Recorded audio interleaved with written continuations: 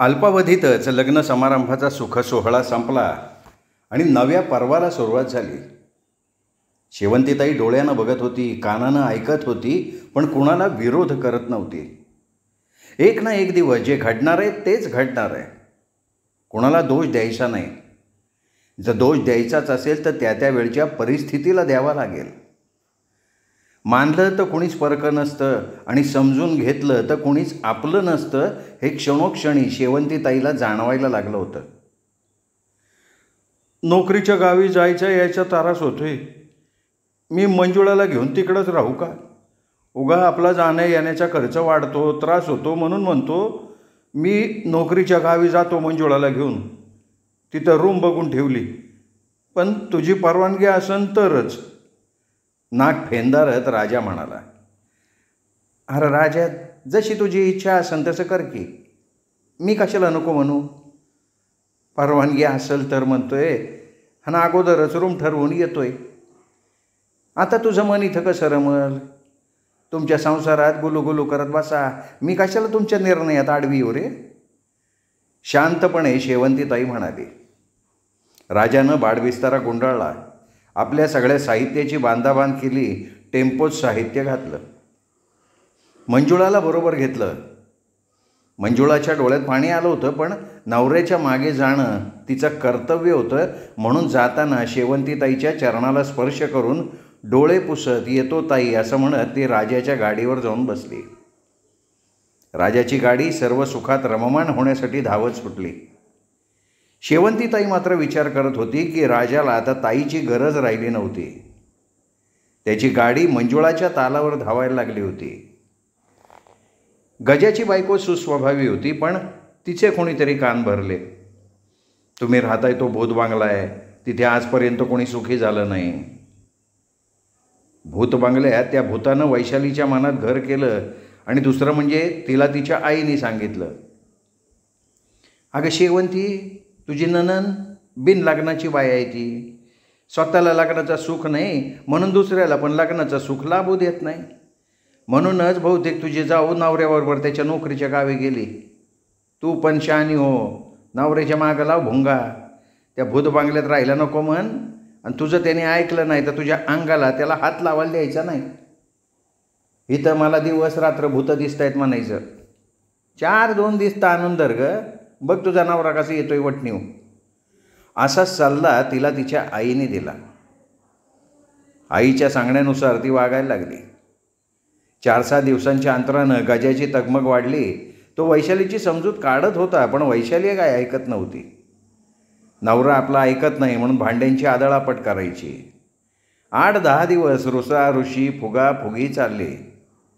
मला या भूत बंगल्यात अजिबात राहायचं नाही म्हणून ती निक्षून सांगत होती, तसा गजावर रमला.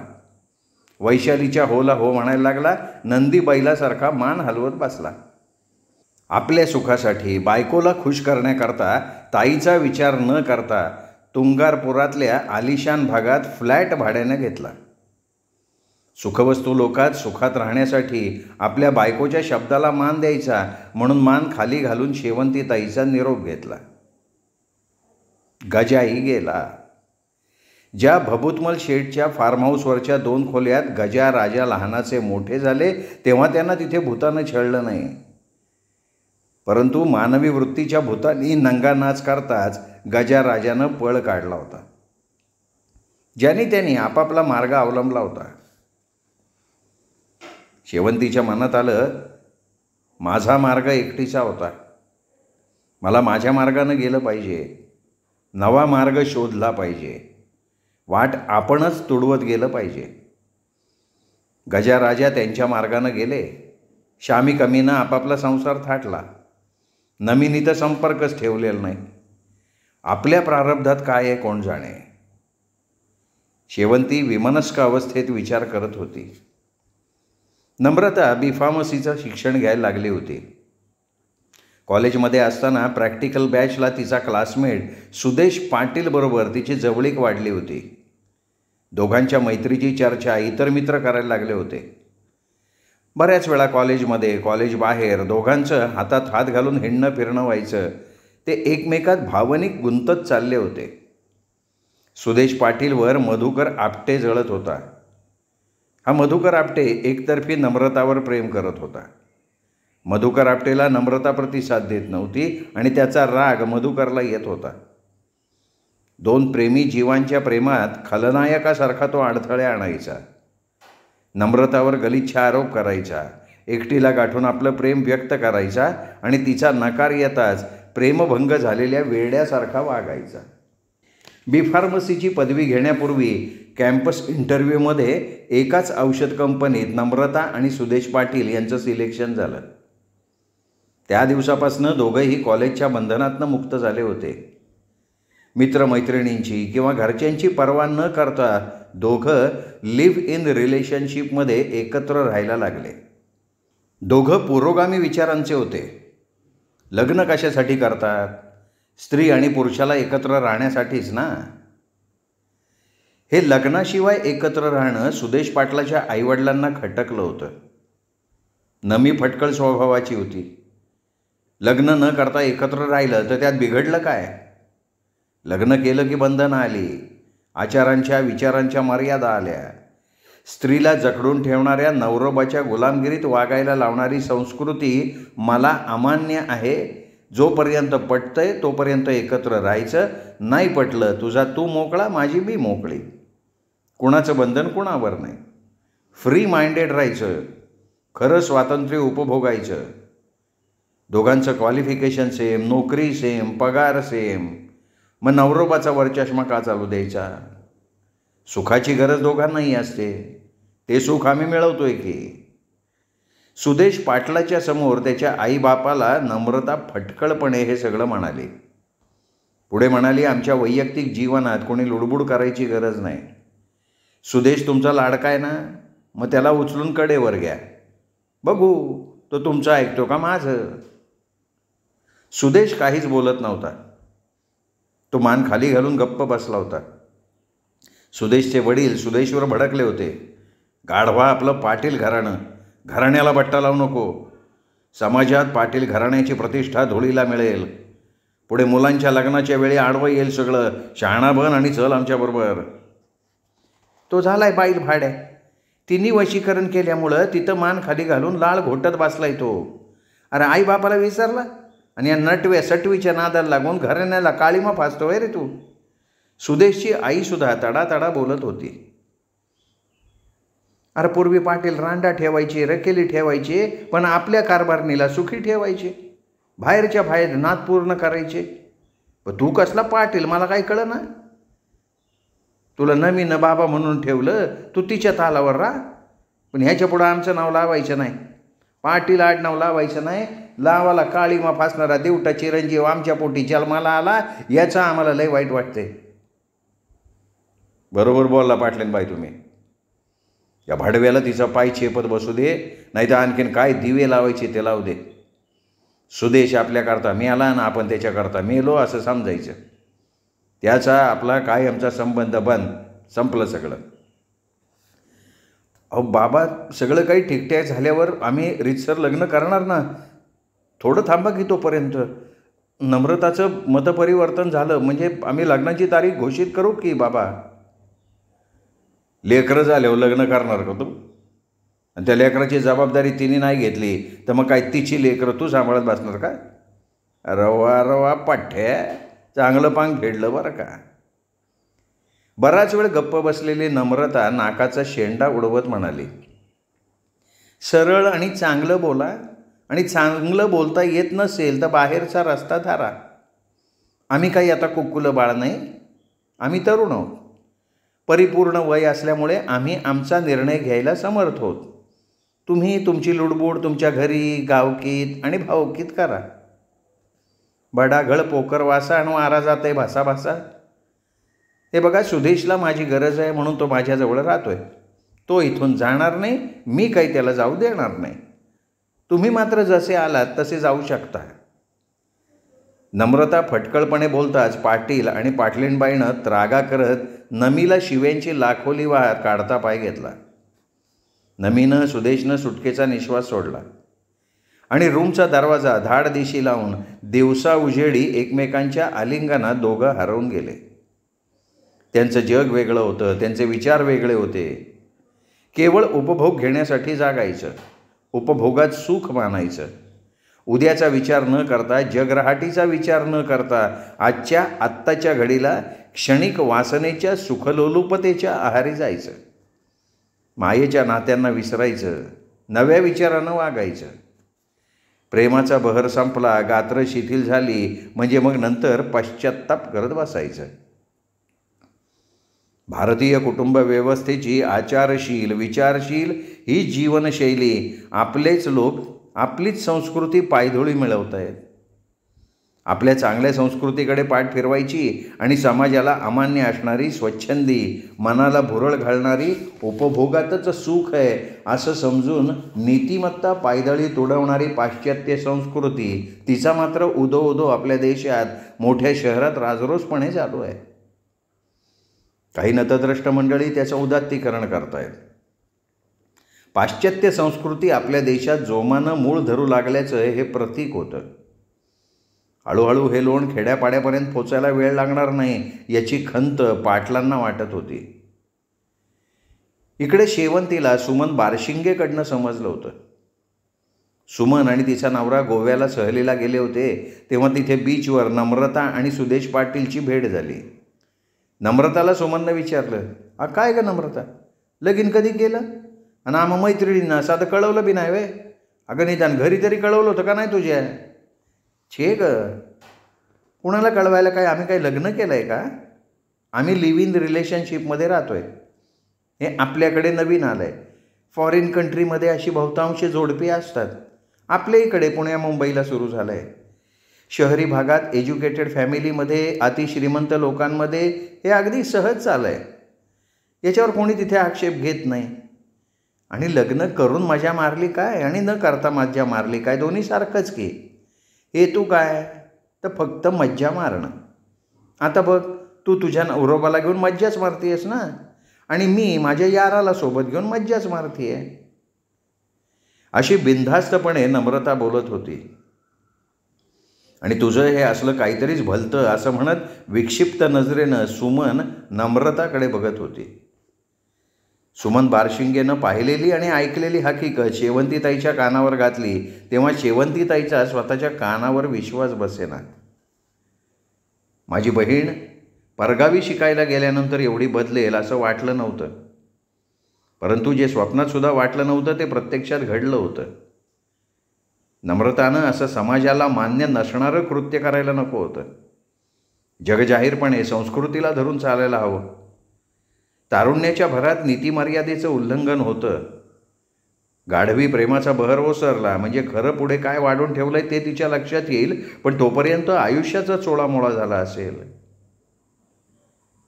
माझे कष्ट, माझी ससेहोलपट, भाऊ बहीण विसरल्या.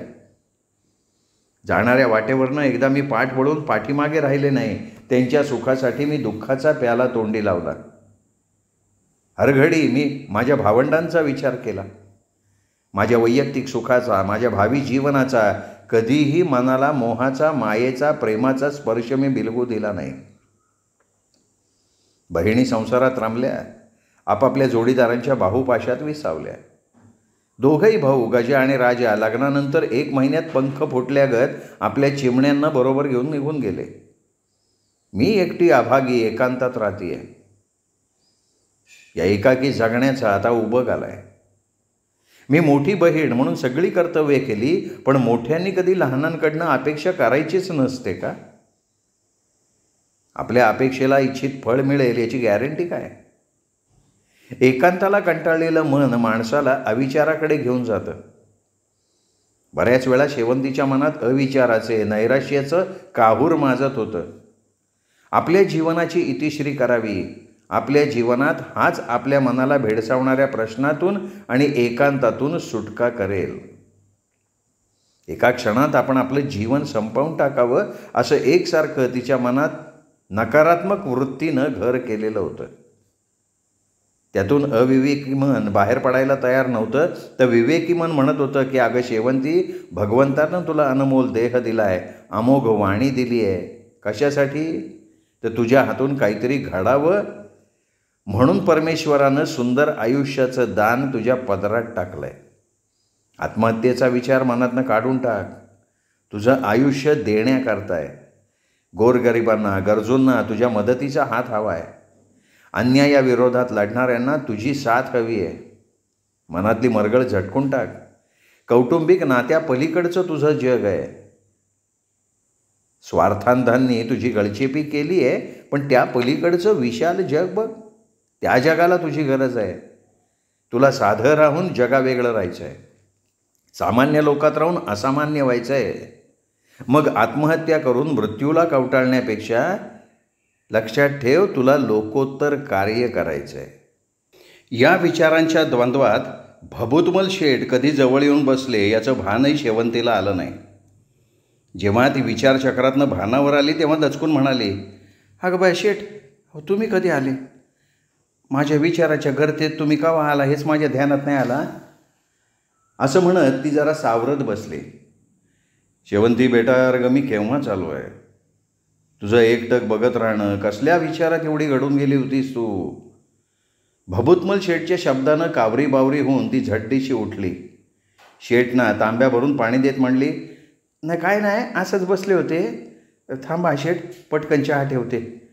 अहो तुम्ही किती बरे दिवस झाले की आता फार्म हाऊसवर फिरकला पण नाही. सीताफळाच्या झाडाला सीताफळं लागलेत, पेरू मोठी व्हायला लागलेत, पडलेले नारळ एकत्र करून ठेवलेत, आणि कारल्याच्या वेलीला तर लयच कारले लागले. तुम्हाला कारले आवडतात ना? जाताना कारले, पडवळ, भेंडी आणि चाकवताची भाजी घेऊन जावा. हां, तोपर्यंत तुम्ही जरा मस्त चहा घ्या. अगं शेवंती, अगं तुझी बोलायची गाडी किती सुपरफास्ट चालली आहे. थोडी थांब ना बेटा. हे बघ, 4 शब्द बोलण्यासाठी मी इथपर्यंत आलो आहे. तू कुठे दडी मारून बसली आहेस हे बघावं म्हटलं. विचाराला, भभूतमलला तू विसरलीस का काय? आता तू मोठी झालीस, समाजमान्य लोकप्रिय धडाडीच्या महिला नेत्या म्हणून तुंगारपुरात तुझी चर्चा चालू आहे, आणि तू मात्र निस्तेज होऊन शून्यात नजर लावून स्वतःला हरवून घेत बसली आहेस. असा एकलकोंडेपणा चांगला नसतो बेटा. आणि मला समजलं आहे ते खरं आहे का? शेठ, कशाबद्दल म्हणताय तुम्ही? म्हणजे तुम्हाला काय कळलं सांगा ना, मला तर काय कळलं नाही. नाही, राजा आणि गजा तुला सोडून गेले म्हणे. लग्न केलं, बायका आल्या म्हणजे काय शहाणे झाले का काय? हे तरुण पोरनं लग्न झालं की बायकोचे बैल होऊन जातात, मागचे दिवस विसरून जातात. गजाराजानं हे काही बरोबर नाही केलं. श्यामल कमलसुद्धा तुझ्याशी संपर्क ठेवत नाहीत म्हणे. त्याही अतिशहाण्या झाल्या का काय? एक वेळ पोटाला अन्न मिळत नव्हतं तेव्हा तुझ्या वाटेकडे डोळे लावून तिष्ठत बसत होते सगळे. अगं तू घास घास त्यांना घालून लहानाचं मोठं केलं आहेस. आईवडिलांच्या मृत्यूनंतर तू काय काय कष्ट केलेस याचा मी साक्षीदार आहे. ते निर्लज्ज निघाले, त्याची खंत करू नकोस.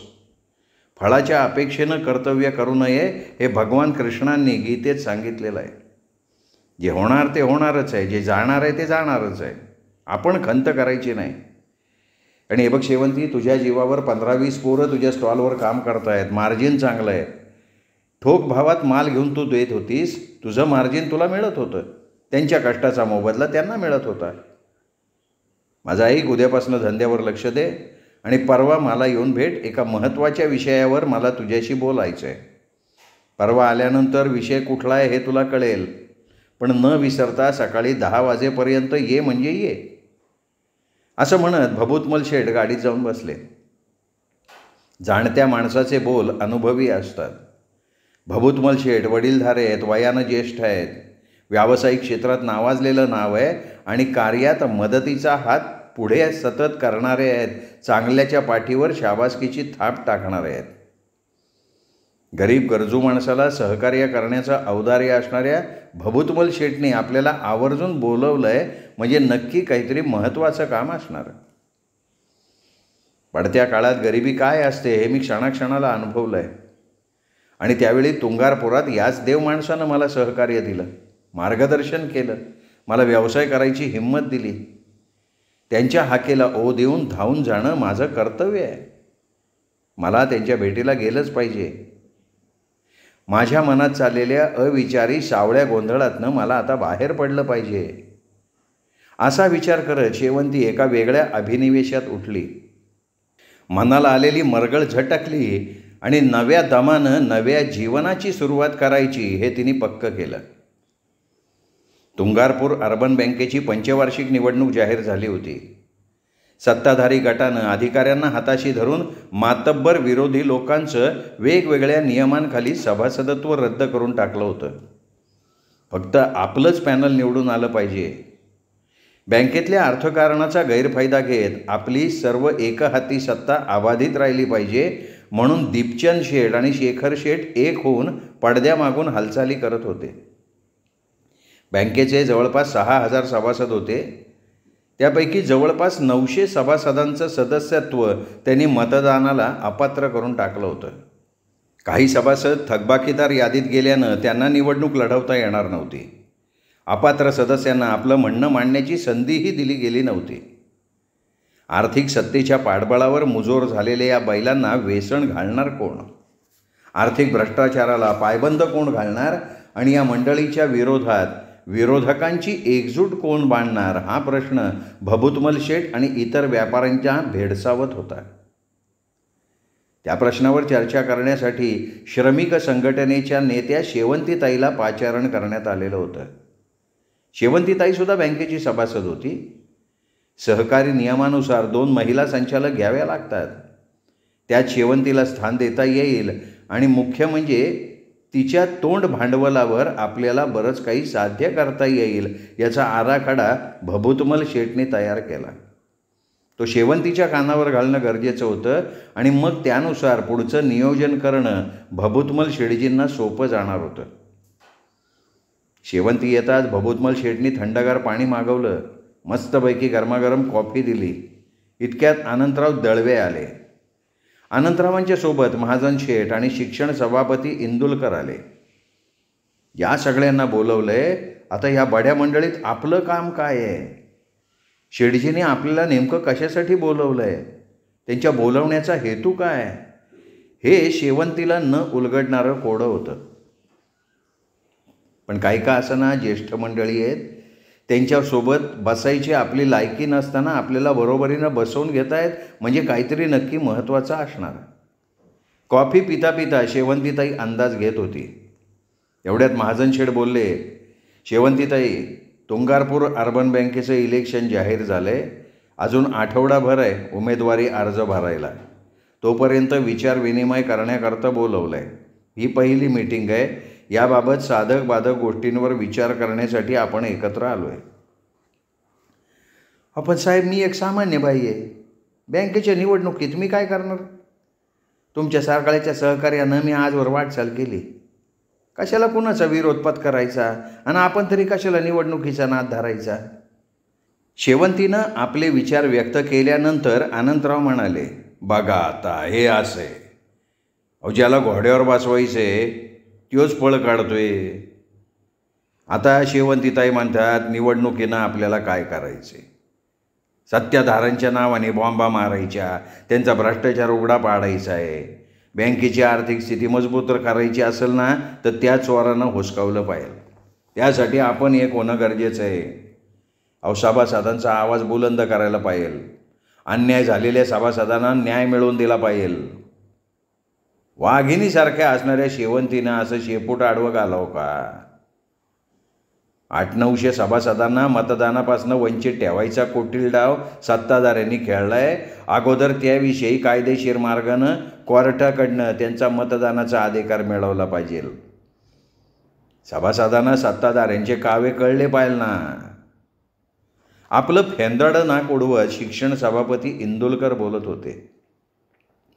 भभूतमल शेठनी सगळ्यांना शांत राहण्याचा सल्ला दिला आणि शांतपणे म्हणाले, हे बघ शेवंती बेटा, नीट समजून घे. आपल्याकडे फार थोडा वेळ आहे. कायदेशीर न्यायमार्गानं सभासदांना न्याय मिळवून द्यायचा आहे. सत्ताधाऱ्यांच्या विरुद्ध पॅनल उभं करायचं आहे आणि मुख्य म्हणजे या निवडणुकीत शेवंतीच्या नेतृत्वाखाली दीपचंदबाई शेखर शेठ यांचा पार धुव्वा करायचा आहे. 4,000 सामान्य सभासदांपर्यंत प्रत्येकानं आपापल्या परीनं पोचलं पाहिजे. कमी केलेल्या सभासदांना मतदानाचा अधिकार मिळवून दिला तर ते सभासद आपोआप आपल्या पाठीशी खंबीरपणे उभे राहतील. तशी त्यांची हक्काची मतं 1200 आहेत. एकी असली की प्रत्येक गोष्टीत यश येतं. कदाचित विरोधकांच्याकडनं आपली एकी फोडायचे डावपेच आखले जातील, तेव्हा कोणी बळू पडू नका, आपल्या एकीला तडा घालवू नका. हात जोडून भभूतमल शेठ म्हणाले. भभूतमल शेठ, चिंता सोडायची आता. तुम्ही निस्ता आदेश द्या.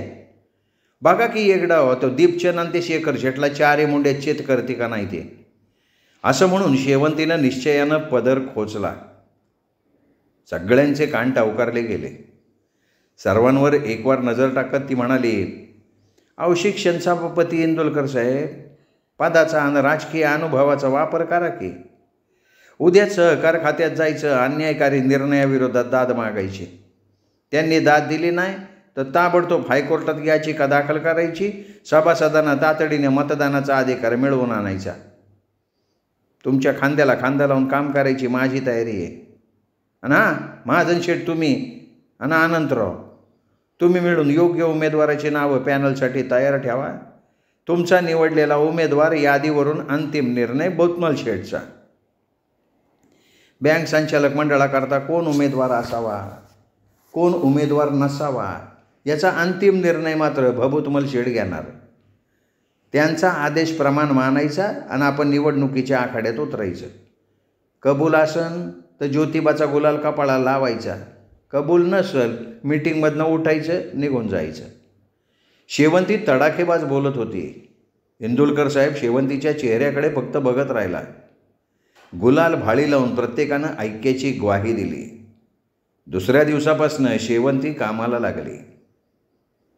श्रोते हो, प्राध्यापक शिवाजीराव बागल लिखित सावलीचं झाड उन्हात या कादंबरीचं हे प्रकरण इथेच संपलं. पुढचं प्रकरण दीपक रेगे कथाकथन चॅनलवर उद्या. तोपर्यंत नमस्कार.